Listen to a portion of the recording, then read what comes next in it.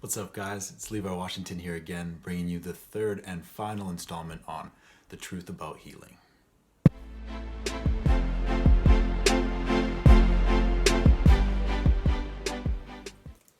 So I'm finally back home in Calgary. Reality's still pretty surreal right now. I sold my car to pay for my trip. I've reconsidered jumping straight back into the family business, but I have a mortgage and bills that aren't paying themselves. So honestly, I'm a little bit stressed and anxious at the moment. Letting go of control and security is really out of character for me, but I just want to allow room for God's plan and continue to stoke this fire that's been lit in my soul. So I guess we'll see where these next few weeks take me, but I digress. I know this video is a little bit longer. It's going to be a little bit longer than even my own attention span, but I hope you bear with me. It's important. So let's walk. In the last video, I left you with a question. Where are you going to seek treatment? We've covered the fundamental reason we seek treatment is pain. Now, pain is necessary to our survival. It protects us.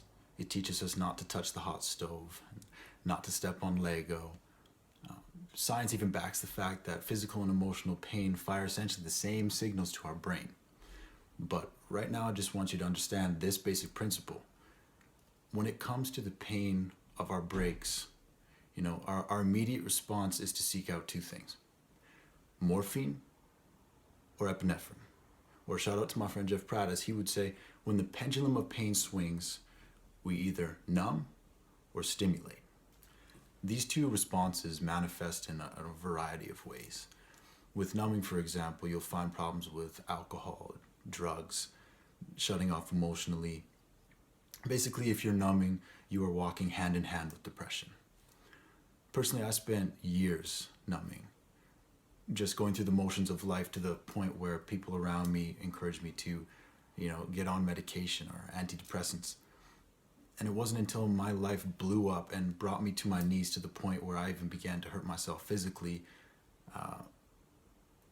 that I woke up and began to lash out desperately for answers. So then I hit a switch. And since that time, it's the EpiPen that has been my go-to. Stimulate, stimulate, stimulate. You have a hard time being alone, you tend to live for anything that feels good in the moment.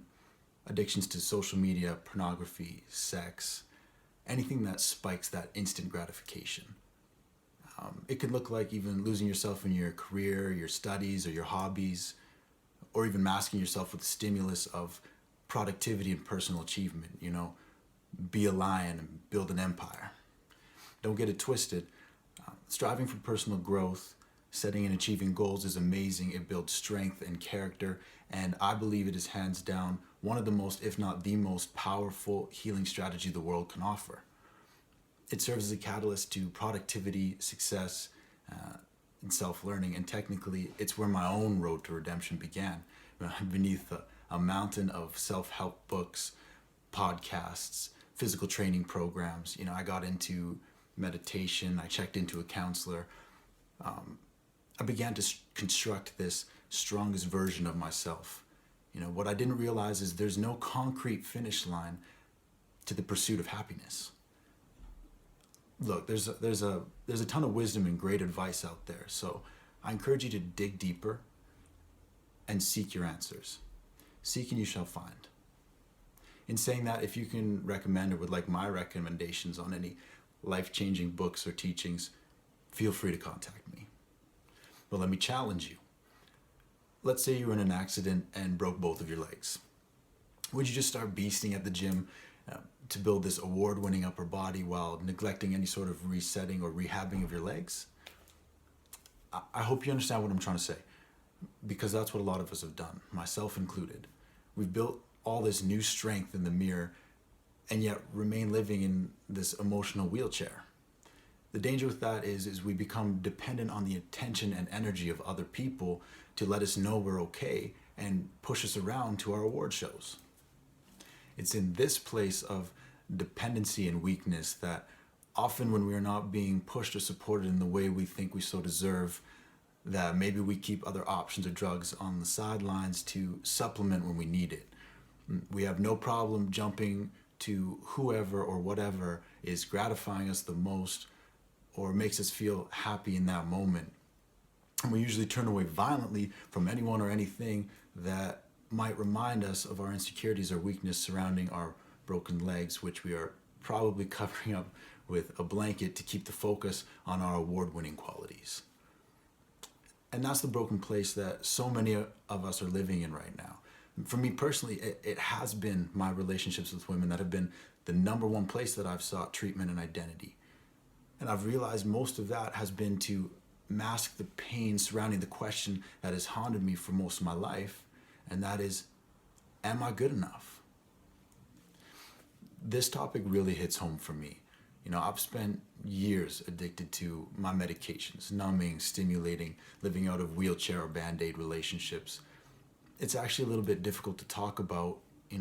I've made a ton of mistakes. I've been a lot of things. I've hurt people I've loved. I've had my own heart torn out a few times, and it's all because of these unresolved breaks and scars in my life that I've buried and been trying to cover up with Band-Aids rather than acknowledge and deal with them. These Band-Aid treatments are often like the rug in the house I talked about in the first video, hiding the dirt from sight. And over time, we can even begin to believe our own lies that the dirt isn't there, and we never deal with it, and we never live or love at 100% ever again. And the other thing about Band-Aids is, if you get stuck on Band-Aids, Band-Aids get stuck on you. And if you leave it on for long enough, it becomes increasingly painful to remove. And will probably leave behind that sticky residue that's pretty difficult to get off as well. So I'll ask you again, where are you going for treatment? What is your morphine or epinephrine? Are you covered in Band-Aids? Now ask yourself honestly, what is it that you're masking? It's time to acknowledge the truth and deal with it. In conclusion, I'm going to offer you my final thought about the truth about healing, and it's yours to take it or leave it. No drug, no doctor, no treatment program of this world, even if you have the best surgeon, the best counselor, the best boyfriend, the best girlfriend, no one can bring an absolute 100% healing. Not even yourself, no matter how strong you are or dedicated you are to the process. I do believe you can find some really great healing and fulfillment, and you can lead a very full and healthy life. But the miracle of 100% healing comes from only one place, and that's a relationship with God. It is only through His love and understanding who you are called to be, who you are created to be, understanding that your life has purpose and that no matter where you've been, it does not define you. You are a son, you are a daughter, and you are loved unconditionally. You are good enough as you are. I'm not there yet. I'm still struggling back and forth with some of my own breaks, but what I do know is in these past 6 months, I've walked into healing that I had only scratched the surface of on my own strength. Ladies and gentlemen, in this life, you can only give what you have received. I can't give you this shirt off my back if I didn't already have it.